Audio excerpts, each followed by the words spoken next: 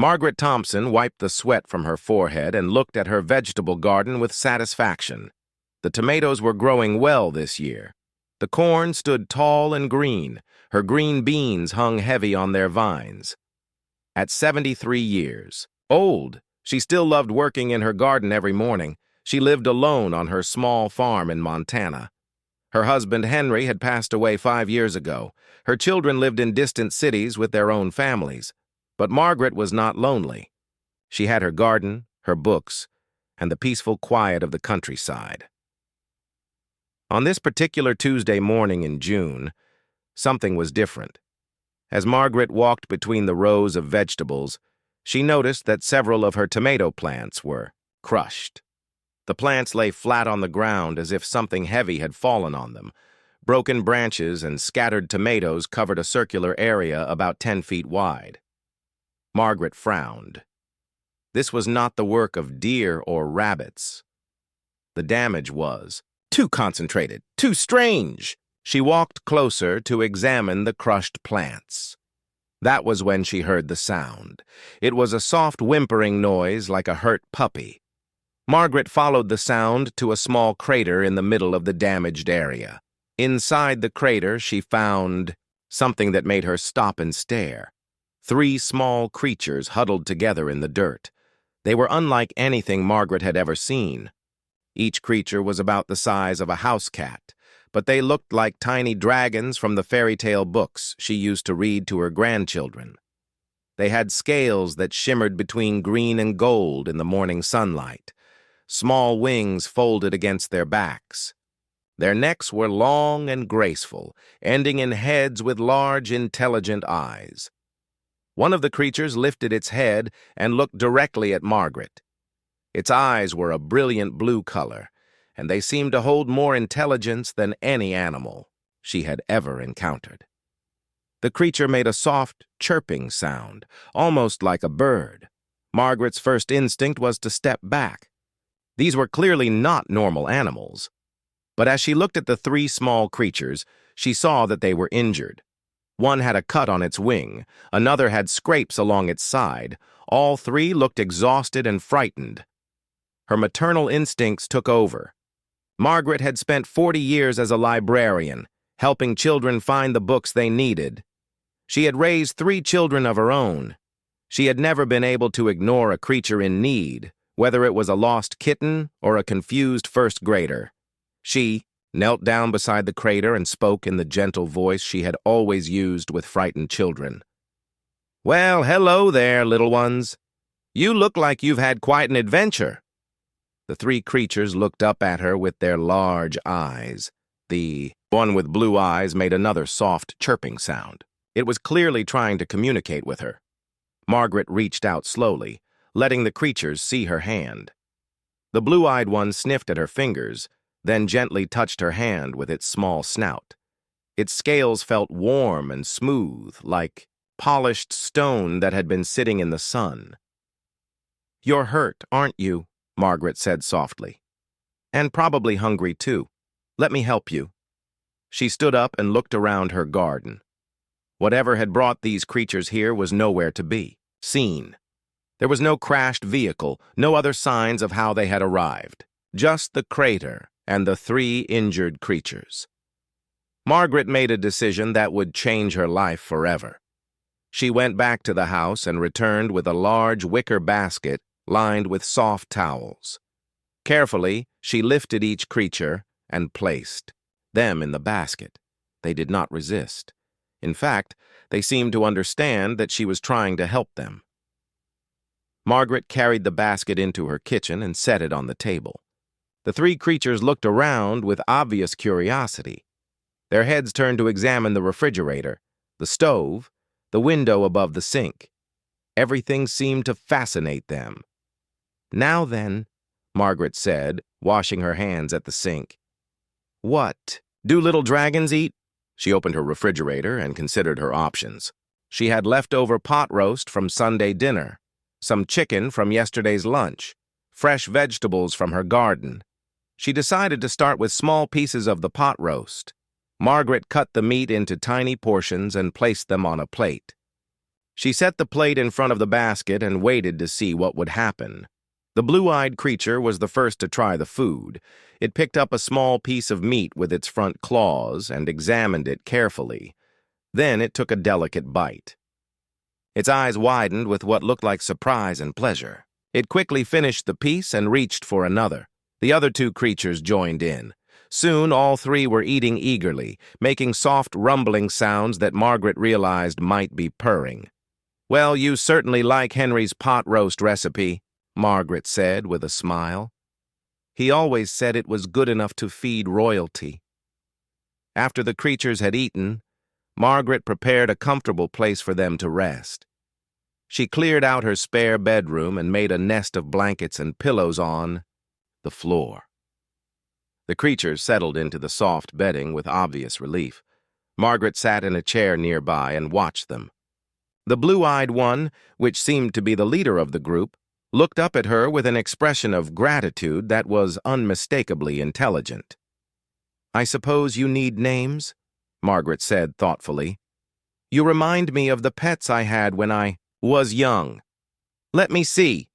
She pointed to the blue-eyed creature. "You'll be Buster. You have that look of mischief that my old dog Buster used to have." The creature tilted its head as if considering the name, then made a soft sound that Margaret chose to interpret as approval. She looked at the smallest of the three, which had delicate features and moved with particular grace. "And you'll be Daisy, like my favorite flower." Finally, she turned to the third creature, which was slightly larger than the others and had been carefully watching the windows and doors since they arrived. "And you're Pete. You look like you're ready to protect your family, just like my brother Pete always did." As the afternoon wore on, Margaret found herself talking to the three creatures as if they were beloved pets.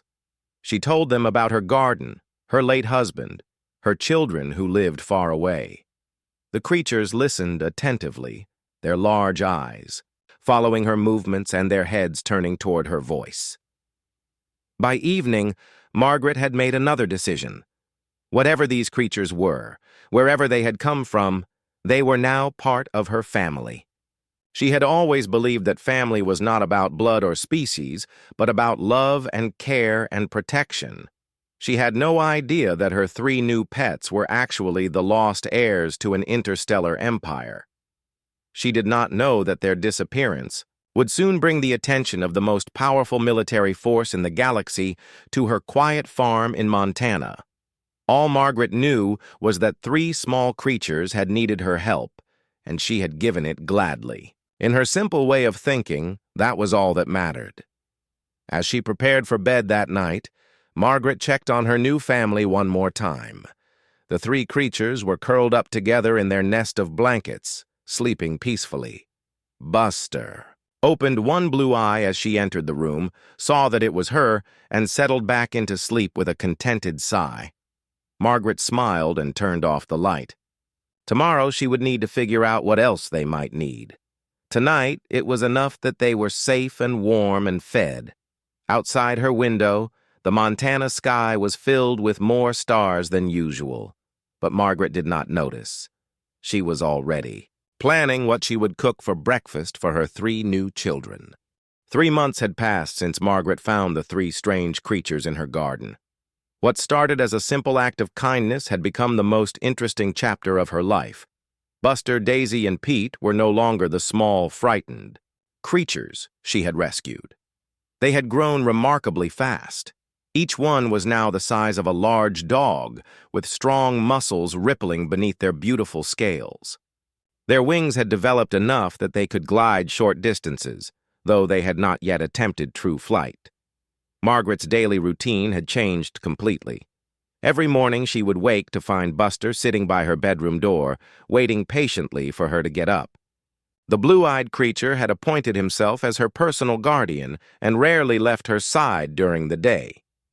"Good morning, Buster," Margaret would say, scratching behind his head where he liked it most. Buster would make a deep, rumbling sound. That reminded her of a cat's purr, but much louder. Daisy had claimed the kitchen as her favorite place. The graceful creature would curl up by the warm stove while Margaret cooked breakfast. Sometimes small puffs of flame would escape from Daisy's nostrils when she was content, though Margaret had learned this was nothing to worry about. Pete spent most of his time on the roof of the house. The largest of the three had excellent eyesight and seemed to enjoy watching the surrounding countryside. Margaret often found him perched on the highest point of her roof, his golden scales gleaming in the sunlight as he surveyed his territory. The creatures had begun helping with household tasks in ways that amazed Margaret. Buster had learned to fetch the morning newspaper from the mailbox, though he occasionally got too excited and accidentally singed the edges with small bursts of flame. Margaret had to explain to the newspaper delivery boy that she had a new pet that was still learning proper behavior. Daisy's flame breath turned out to be incredibly useful for garden work. The creature could produce controlled bursts of heat that killed weeds without damaging the vegetables. Margaret's garden had never looked better. Her tomatoes were the largest in the county, and her flowers bloomed with unusual brightness. Pete's vigilance had proved valuable as well. The large creature could spot trouble from miles away. When coyotes approached the property, Pete would make a low warning sound that sent them running. When storms were coming, he would come down from the roof and lead Margaret to safety hours, before the weather turned bad. The people of Millbrook, Montana had begun to notice Margaret's unusual pets. The town was small enough that everyone knew everyone else's business, and three large, scaly creatures were hard to hide. Margaret's closest neighbor was Jack Wilson, a retired Marine sergeant who lived on the farm next to hers. Jack was 68. Years old, built like a tree trunk, and had served 3 tours overseas before returning to Montana to raise cattle. He was also one of the kindest men Margaret had ever known. Jack had first seen the creatures 2 weeks after Margaret found them. He had come over to help fix a broken fence post and found Daisy carefully using her flame breath to warm a patch of soil where Margaret was planting new seedlings. "Margaret," Jack had said in his calm, steady voice, "that appears to be a dragon in your garden." "I suppose it does look that way," Margaret had replied, continuing to plant her seeds as if nothing unusual was happening. Jack had stood there for a long moment, watching Daisy work. The creature had looked up at him with her large, intelligent eyes and made a soft greeting sound. "Does it bite?" Jack had asked. "She," Margaret had corrected. "And no, Daisy is very gentle. Would you like to meet her properly?" That had been the beginning of an unusual friendship. Jack had quickly accepted the 3 creatures as part of Margaret's household. His military background had taught him to adapt quickly to unexpected situations, and he found their intelligence and loyalty impressive. "These aren't ordinary animals," Jack told Margaret one afternoon as they watched Pete demonstrate his ability to spot movement in the distant hills. "I've never seen anything like them. Their coordination, their problem-solving skills, the way they work together. It's almost like they're following military tactics." Margaret had nodded thoughtfully. She had noticed the same things. The 3 creatures moved with purpose and intelligence that went far beyond what she would expect from any earthly animal. They seemed to understand complex instructions and could solve problems that would challenge most pets. The other townspeople had gradually accepted Margaret's explanation that she had acquired some exotic pets. Linda Hayes, the retired NASA engineer who ran the local hardware store, was particularly fascinated by the creature's apparent understanding of physics and mechanics. She had watched Buster figure out how to open a complex latch on Margaret's chicken coop and had muttered something about advanced spatial reasoning. Tom Rodriguez, who owned the town's only auto repair shop, had been amazed when Pete had helped him diagnose a problem with Margaret's old pickup truck. The creature had pointed with one clawed foot at exactly the part that was making noise, saving Tom hours of troubleshooting. "That dragon of yours has better mechanical instincts than most of my human customers," Tom had told Margaret with a grin. But while life in Millbrook was peaceful, events far beyond Earth were taking a very different turn.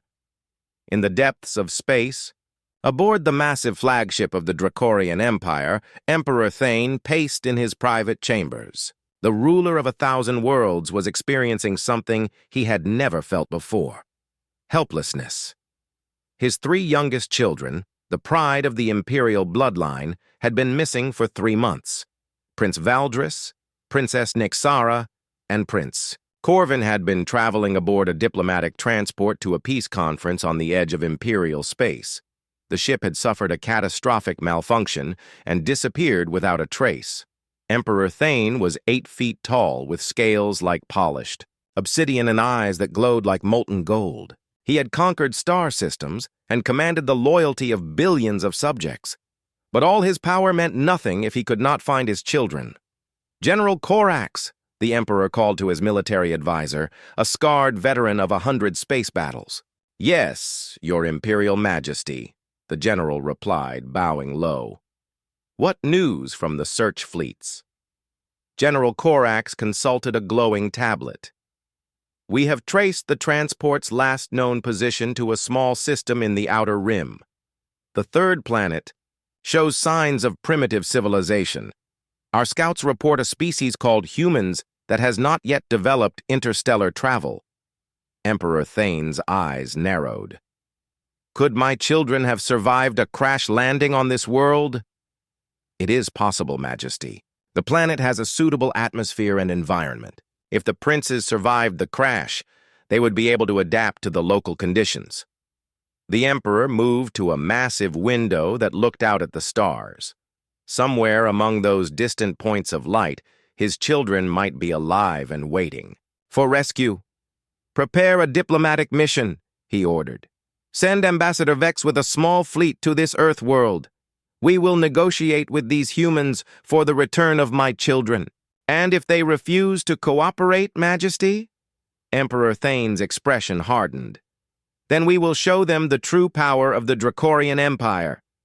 Neither the Emperor nor his advisors realized that his 3 missing children were at that very moment sleeping contentedly in a warm farmhouse in Montana, dreaming peaceful dreams after a day of helping their adopted human grandmother tend her garden. The stage was set for a confrontation that would change both worlds forever, all because an elderly librarian had chosen to show kindness to 3 lost creatures who needed help. The morning started like any other Tuesday in Millbrook, Montana. Margaret was making pancakes while Daisy curled contentedly by the warm stove. Buster was outside fetching the newspaper, and Pete was on the roof keeping watch over their peaceful territory. Everything changed at exactly 9:47 a.m. Every television, radio, and computer screen on Earth suddenly displayed the same image. A tall figure with dark scales and glowing gold eyes appeared on screens everywhere. His voice was deep and commanding, speaking in perfect English, though his accent was strange and otherworldly.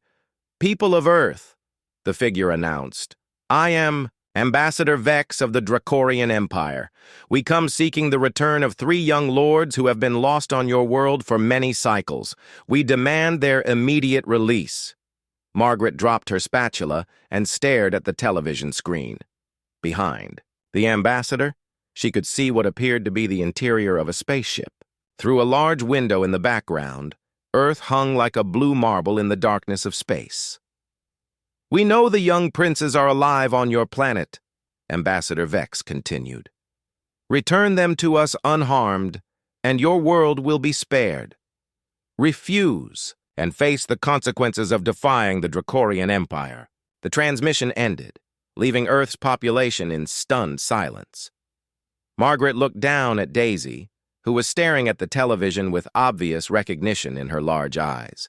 The creature made a soft, chirping sound that Margaret had learned, meant confusion or worry. "Oh my," Margaret said quietly. "I think we might have a problem." Around the world, chaos erupted. Government leaders scrambled to emergency meetings. Military forces went on high alert. News channels began broadcasting non-stop coverage of humanity's first contact with alien life. President Harrison gathered his top advisors in the White House Situation Room. General Patricia Davis, the chairman of the Joint Chiefs of Staff, was already reviewing satellite data that showed 12 massive ships in orbit around Earth. "How did they get there without us detecting them?" President Harrison asked. "Unknown, Mr. President," General Davis replied. "Their technology is clearly far beyond ours. Each of their ships is roughly the size of an aircraft carrier." Secretary of Defense Robert Mitchell leaned forward. "What do we know about these missing princes they're looking for?" "Nothing," replied CIA Director Sarah Chen. "We have no reports of any alien crashes or sightings that would match their description." Meanwhile, in Montana, Margaret was having a very different kind of crisis meeting. She sat at her kitchen table with Buster, Daisy, and Pete gathered around her. All three creatures were larger now, their heads reaching her shoulder even when they sat. "I think you three are the princes they're looking for," Margaret said gently. "That man on the television looked just like you, only bigger." Buster made a sound that Margaret had learned meant agreement. He nuzzled her hand with his warm snout, as if trying to comfort her. "The question is, what do we do about it?" Margaret continued. "They seem very upset that you're missing." Pete made a low rumbling sound and shook his head firmly. It was clear he did not want to leave. Daisy moved closer to Margaret and laid her head in the elderly woman's lap. Her message was equally clear. Margaret stroked Daisy's smooth scales. "I don't want you to go either, sweetie. You're my family now." She reached for her telephone and dialed a number she had memorized years ago but never used. "FBI tip line. How can I help you?" "Hello," Margaret said calmly. "My name is Margaret Thompson, and I believe I have the alien princes that were mentioned on television this morning." There was a long pause. "Ma'am, could you repeat that?" "I said I have the alien princes, 3 of them. They've been living with me for the past 3 months. Another pause. "Ma'am, this is a federal crime tip line. Making false reports is a serious offense." "Young man," Margaret said in the voice she had used to quiet rowdy children at the library, "I am 73 years old. I have never lied to anyone in my life, and I am certainly not going to start now. I have 3 creatures in my kitchen that look exactly like that ambassador fellow, only smaller. They arrived in my garden 3 months ago in what I now realize was probably a spaceship crash." The FBI agent on the other end of the line was quiet for a moment. "Ma'am, can you hold, please?" Margaret waited patiently while the agent consulted with his supervisors. After 5 minutes, he returned to the line. "Mrs. Thompson, we're sending Agent Robert Garcia to speak with you. He should arrive within the hour. Please don't speak to anyone else about this matter." "Of course, dear," Margaret replied. "We'll be here." She hung up the phone and looked at her 3 companions. "Well, children, it looks like we're about to have visitors." In orbit above Earth, Ambassador Vex was growing increasingly frustrated. The primitive humans had not responded to his demands. Their government seemed to be in chaos, with no clear leadership or communication structure. "Perhaps we should demonstrate our power," suggested Captain Drex, the commander of Vex's personal guard. "A show of force might encourage cooperation." "Ambassador," Vex considered this option. The Dracorian Empire had always ruled through strength. Lesser species respected power and feared consequences. "Begin charging weapons," Vex ordered. "Target their major population centers, but do not fire yet. Let them see our capabilities." On Earth, military satellites detected the energy buildup immediately. General Davis received the report just as Agent Garcia was driving through the Montana countryside toward Margaret's farm. "Mr. President," General Davis announced, "the alien ships are powering up weapon systems. They appear to be targeting New York, London, Beijing, and Moscow." President Harrison felt the weight of humanity's survival settling on his shoulders. "How long do we have?" "Unknown, sir.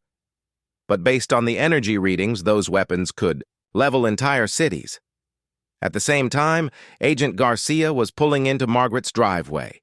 He was a 15-year veteran of the FBI, trained to handle everything from bank robberies to terrorist threats. But nothing in his experience had prepared him for what he found at the small Montana farmhouse. Margaret met him at the front door, looking exactly like what she was, a kind grandmother who enjoyed gardening and reading books.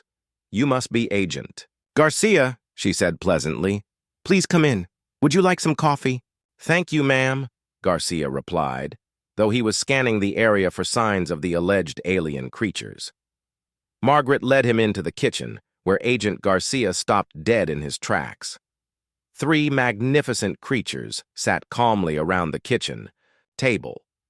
They were clearly not from Earth. Their scales shimmered with colors that seemed to shift in the light. Their eyes held intelligence that was unmistakably sentient, and they were watching him with the alertness of apex predators. The largest of the 3, with golden scales and alert eyes, stood up to its full height. It was taller than Garcia, with wings folded against its back and claws that could easily tear through steel. Agent Garcia's hand moved instinctively toward his weapon. "Oh, don't worry about Pete," Margaret said cheerfully. "He's just being protective." "Pete, this is Agent Garcia. He's here to help." The creature called Pete tilted its head, studying the federal agent with obvious intelligence. Then it made a soft sound and settled back down. Garcia stared in amazement. "Mrs. Thompson, do you realize what you have here?" 3 children who needed help, Margaret replied simply. "Though I'm beginning to understand they're rather more important than I thought." Agent Garcia pulled out his secure phone and dialed his supervisor's direct line. "Sir, this is Garcia. You're not going to believe this, but the tip was real. I'm looking at 3 creatures that are definitely not from Earth. And sir, they appear to be completely bonded to a 73-year-old grandmother who's been feeding them pot roast and homemade cookies." While Garcia made his report, Ambassador Vex was making a decision that would change everything. The humans had not responded to his demands. It was time to take direct action. "Prepare a strike team," he ordered Captain Drex. "Send them to the planet's surface. Find the princes and bring them home. Use whatever force is necessary."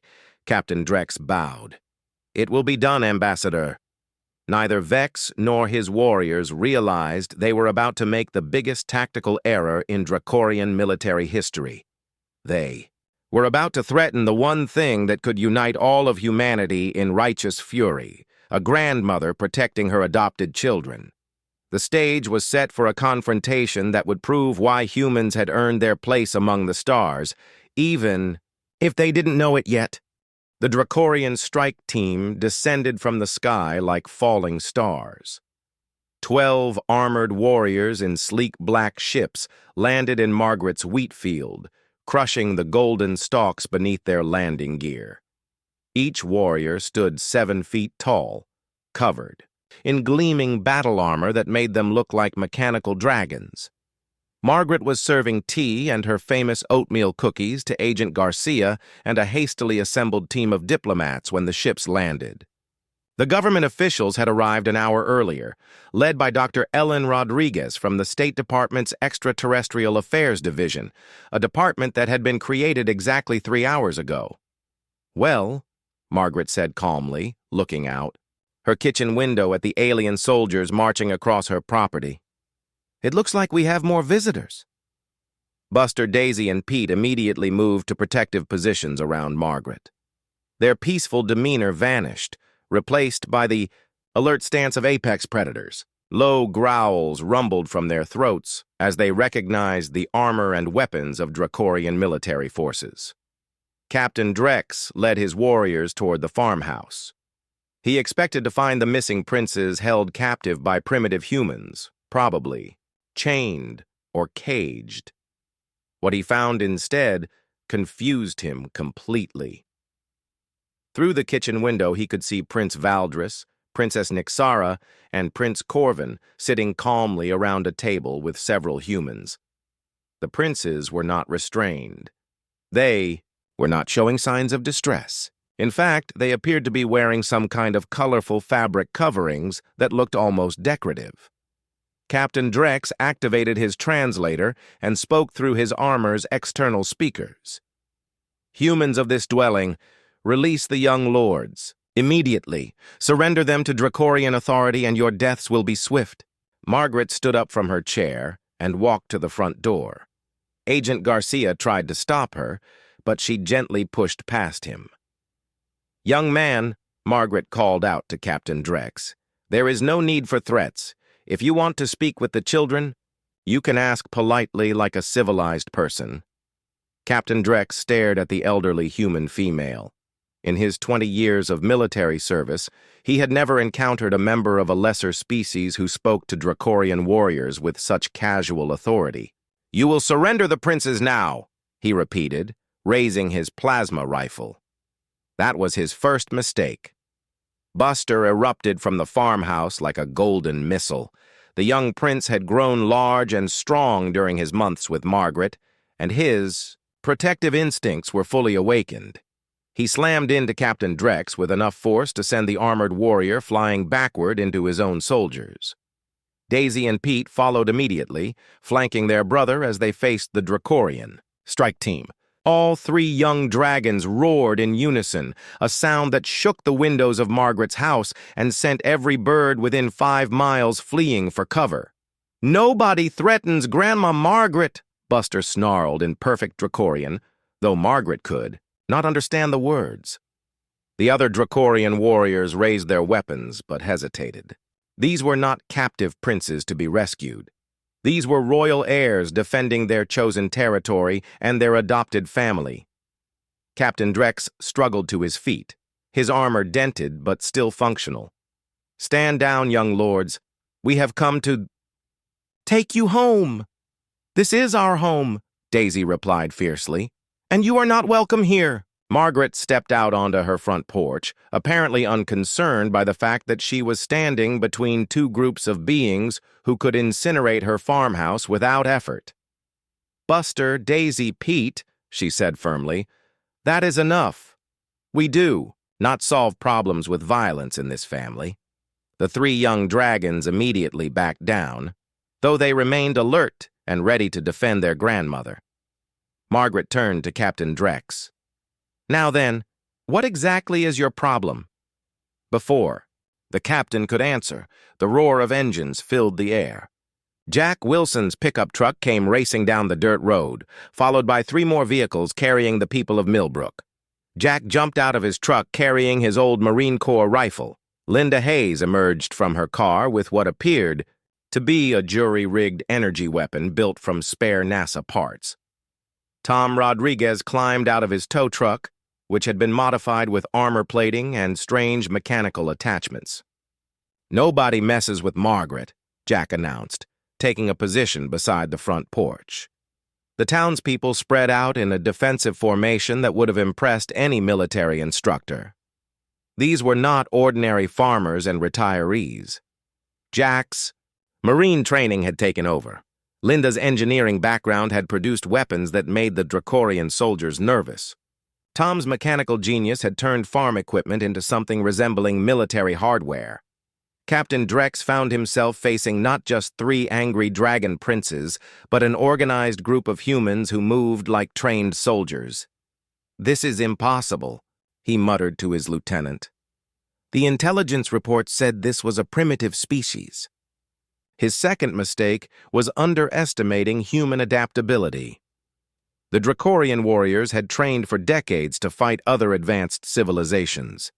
They knew how to counter energy shields, how to break through powered armor, how to overcome superior technology.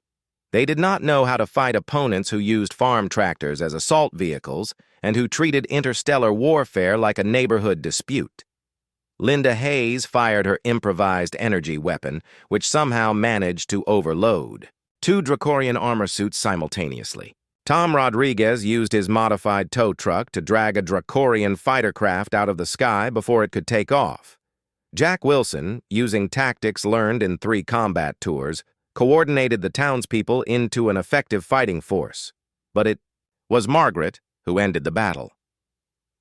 As chaos erupted around her farmhouse, the elderly librarian walked calmly into the middle of the fighting.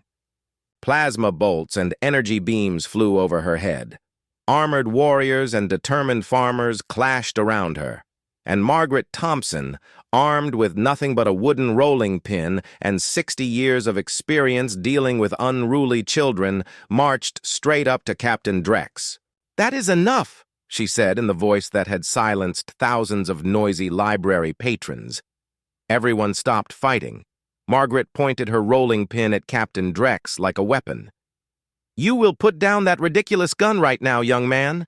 You will order your soldiers to stop this nonsense immediately, and then you will sit down and explain yourself like a civilized person." Captain Drex, veteran of 100 battles, conqueror of 12 worlds, found himself automatically obeying the stern grandmother. "Yes, ma'am," he said, lowering his weapon. Within minutes, the entire Dracorian strike team had been disarmed and was sitting in Margaret's front yard like scolded children. The townspeople of Millbrook stood guard with their improvised weapons, while Margaret served everyone lemonade and cookies. "Now then," Margaret said, settling into her rocking chair on the front porch, "let's discuss this situation like reasonable adults." Agent Garcia, who had watched the entire battle from the kitchen window, was already on his secure phone reporting to Washington. "Sir, you're not going to believe this, but a 73-year-old librarian just single-handedly captured an elite alien strike team using a rolling pin and strict authority. And, sir, I think we need to completely revise our assessment of human military capabilities." The first direct confrontation between Earth and the Dracorian Empire had ended not with advanced weapons or superior tactics, but with the irresistible force of an angry grandmother protecting her family. Captain Drex sat in the grass, sipping lemonade and wondering how he was going to explain this defeat to Ambassador Vex. News of the battle at Margaret's farm spread across the galaxy faster than light itself. Within hours, every civilized world knew that the mighty Dracorian Empire had suffered its first military defeat in 3 centuries.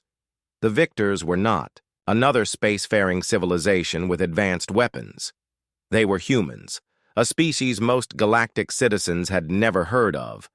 Emperor Thane received the report while standing in his war room aboard the Imperial flagship. The massive chamber was filled with holographic displays showing the positions of millions of ships spread across the Empire. General Corax delivered the news with the careful tone of someone reporting a disaster. "Your Imperial Majesty, Captain Drex's strike team has been captured." Emperor Thane's golden eyes blazed with fury. "Captured? By primitives?" "Yes, Majesty. The humans appear to have been more prepared than our intelligence suggested. They used unconventional tactics and displayed unexpected combat capabilities. The Emperor's massive claws scraped grooves in the metal table before him. "And my children?" General Corax hesitated. "The princes are alive and unharmed, Majesty, but they appear to be defending the humans who have been caring for them." "Defending them?" Emperor Thane's voice rose to a roar that made the bridge crew flinch. "My children are defending the creatures who kidnapped them." According to Captain Drex's report, the princes refer to one elderly human female as their grandmother. They seem to have formed emotional attachments. Emperor Thane stood in silence for a long moment, processing this information. In Dracorian culture, family bonds were sacred above all else. But the idea that his children would choose alien guardians over their own species was incomprehensible. "Mobilize the full Imperial fleet," he ordered. "We will show these humans what happens when they corrupt the heirs of the Dracorian Empire." "All of it, Majesty," General Corax asked carefully. "That would be 12 million ships." "All of it," Emperor Thane confirmed. "I want every human world burned to ash. I want their species to serve as an example to any other primitives who might think to defy us." On Earth, Margaret was having a much calmer conversation with Captain Drex in her living room. The Dracorian officer sat uncomfortably on her couch, still wearing his battle armor, but no longer carrying any weapons. Buster lay protectively at Margaret's feet, while Daisy and Pete flanked her chair. "So you're telling me these three are actually princes?" Margaret asked, scratching behind Buster's head. "The highest nobility of our empire," Captain Drex confirmed. "Prince Valdris is third in line for the imperial throne. Princess Naxara commands her own battle fleet. Prince Corvin is being trained as our next supreme general." Margaret looked down at the three creatures she had been calling her children for months. "Well, that certainly explains why they're so intelligent. And here I thought they were just very clever pets." Agent Garcia, who had been coordinating with Washington throughout the crisis, received an urgent call on his secure phone. After a brief conversation, his face went pale. "Mrs. Thompson," he said carefully, "we have a problem. Satellite tracking shows that approximately 12 million alien ships are heading toward Earth. They should arrive in about 6 hours." Margaret raised an eyebrow. 12 million? That seems excessive. Captain Drex shifted uncomfortably.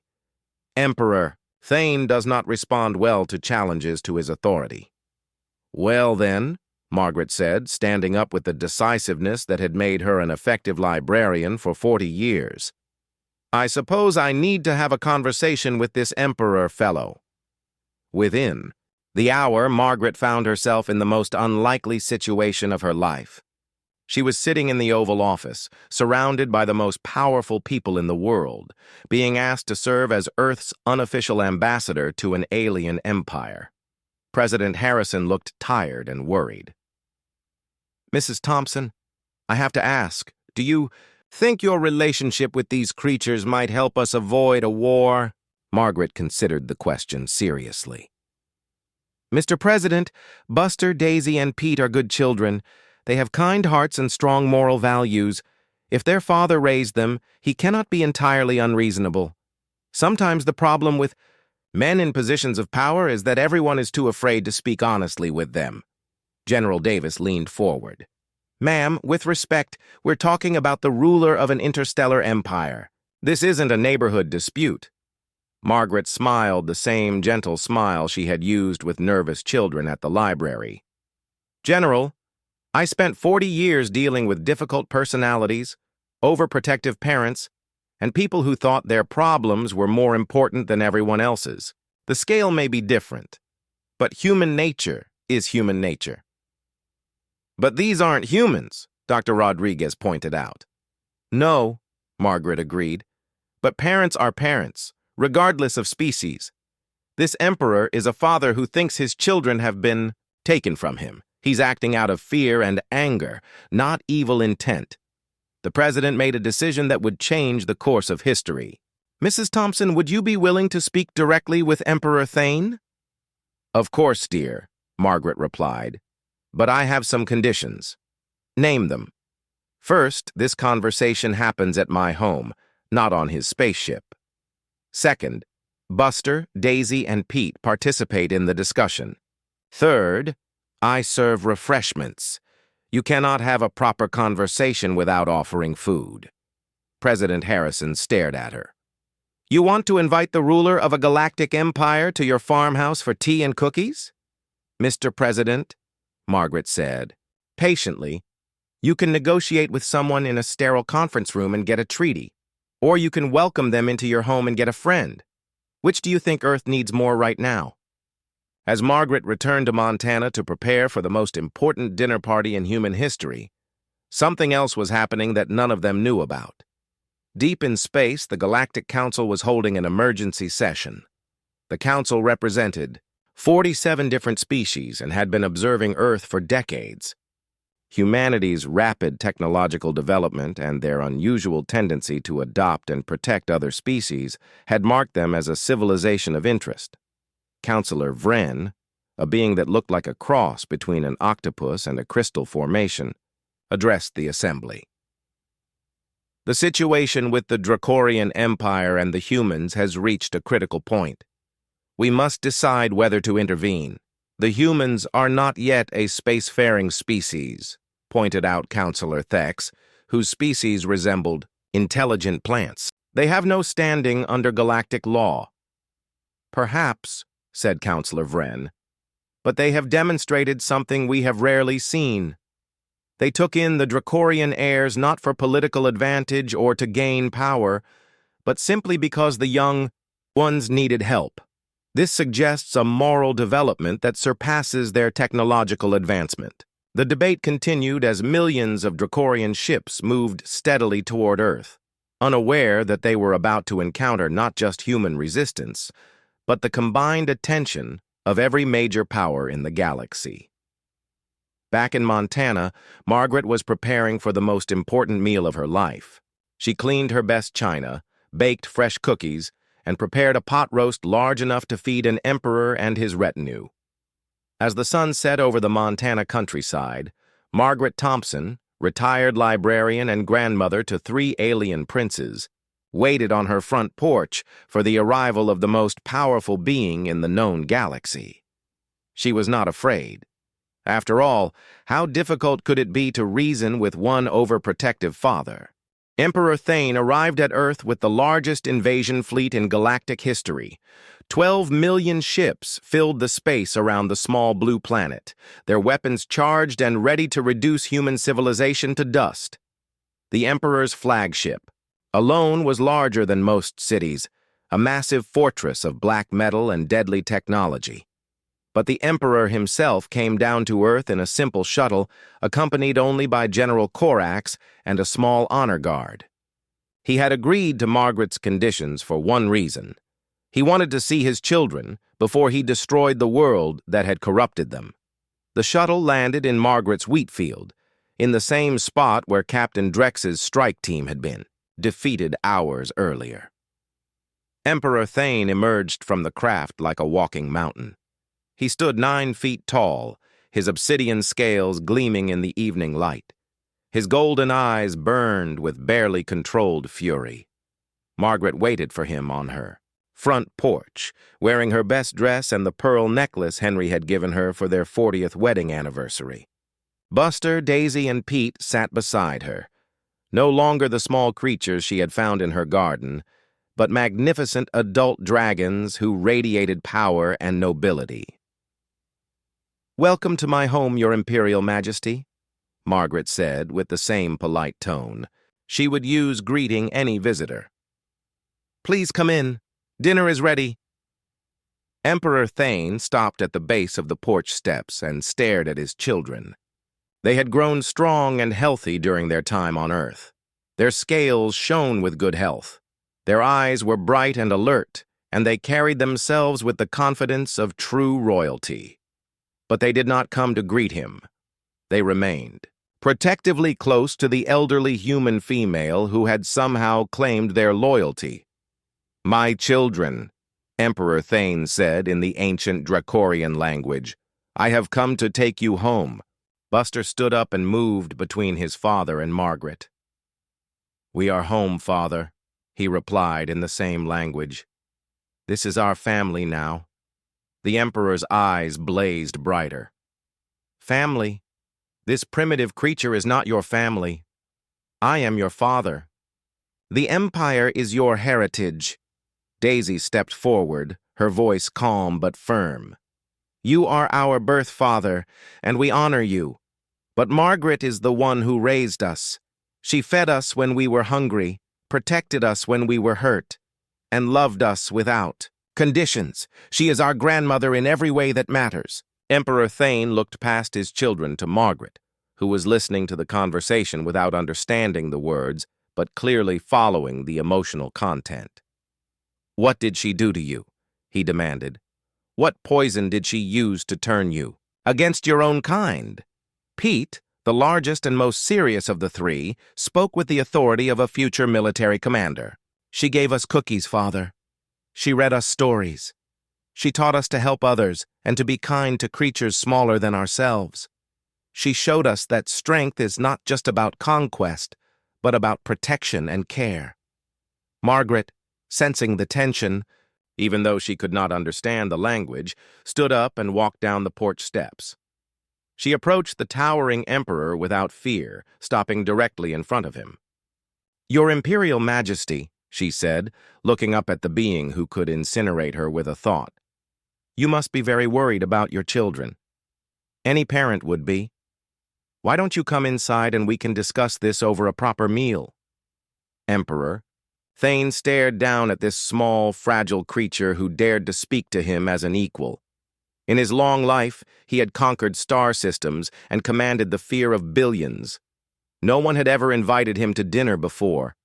You kidnapped my heirs, he said in heavily accented English. I rescued 3 injured children, Margaret replied calmly, and I raised them with love and care. If that is a crime in your empire, then your empire has some problems that need addressing. The emperor was quiet for a long moment. Then, to the amazement of his guards and the shock of his children, he began to laugh. It started as a low rumble and grew into a sound like controlled thunder. You are either the bravest creature I have ever met, he said, or the most foolish. I prefer to think of myself as practical, Margaret replied. Now, are you coming in for dinner? Or are we going to stand in my yard all evening? The pot roast is getting cold. What followed was the strangest diplomatic dinner in galactic history. Emperor Thane, ruler of 1,000 worlds, sat at Margaret's kitchen table eating pot roast and mashed potatoes while she told him stories about his children's life on Earth. She showed him pictures of Buster learning to fetch the newspaper. She described Daisy's careful work in the garden, using her flame breath to help plants grow. She explained how Pete had become the neighborhood watch program, protecting not just Margaret's farm, but the entire surrounding area. They are good children, Margaret said, serving the emperor a piece of her famous apple pie. You should be proud of them. Emperor Thane watched his children as Margaret spoke. They sat around the table like any family, comfortable in each other's presence. Buster helped clear dishes. Daisy assisted with serving. Pete watched the windows, alert for any threats to his loved ones. In our culture, the emperor said slowly, strength is measured by conquest and dominance. The strong rule, the weak serve. And how is that working for you? Margaret asked with the directness that had made her an effective librarian. The question surprised him. We have built the greatest empire in galactic history. Yes. But are you happy? Are your people content? Do your children feel safe enough to show you their true selves? Emperor Thane considered this. In truth, his empire was built on fear. His subjects obeyed him because they were afraid of the consequences of rebellion. Even his own children had always been formal and distant in his presence. But here, in this simple human dwelling, he watched his heirs laugh and joke and show affection openly. They were more relaxed and confident than he had ever seen them. Margaret taught us that family is not about blood or obligation, Daisy said in English, so that Margaret could understand. It is about choosing to love someone and protect them, even when it is difficult. She showed us that true strength comes from lifting others up, not keeping them down, Buster added. And she proved that the greatest victories are not won through conquest, but through connection, Pete concluded. Emperor Thane looked at the elderly human woman who had accomplished what no military force had ever managed.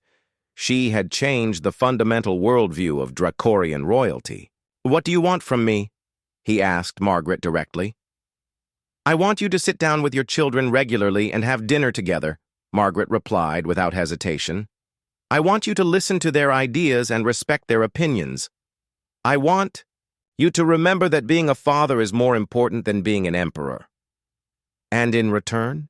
In return, Earth would be honored to establish peaceful relations with the Dracorian Empire. We have much to learn from each other.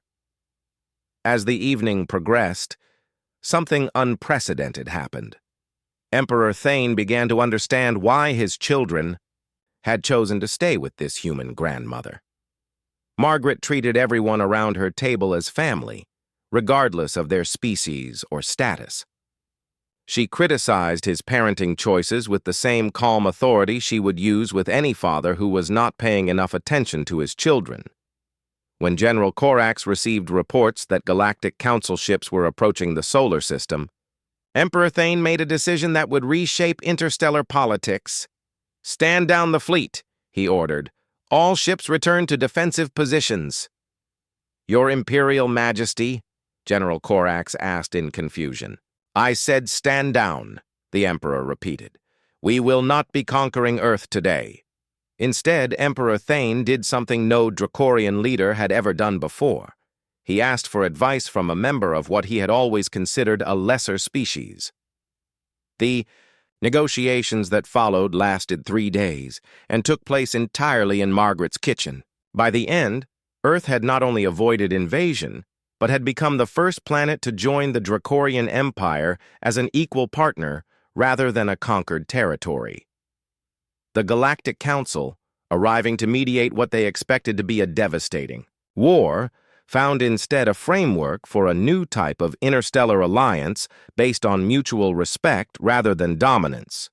Margaret Thompson, retired librarian from Montana, was appointed as Earth's first galactic ambassador, a position she accepted on the condition that she could still tend her garden and that Buster, Daisy, and Pete could visit whenever they wanted. Emperor Thane established the first Dracorian embassy on Earth in the empty farmhouse next to Margaret's property. He found that he enjoyed their weekly family dinners more than all the formal state ceremonies of his empire. The galaxy learned an important lesson that summer. The most powerful force in the universe is not technology or military might, but the simple human ability to see a creature in need and decide to help, regardless of the consequences. And Margaret Thompson learned that family truly has no boundaries, not even the vast distances between stars. On quiet evenings, she would sit on her front porch, watching Pete patrol the skies above Montana, knowing that somewhere among those stars her children were helping to build a better galaxy, one act of kindness at a time.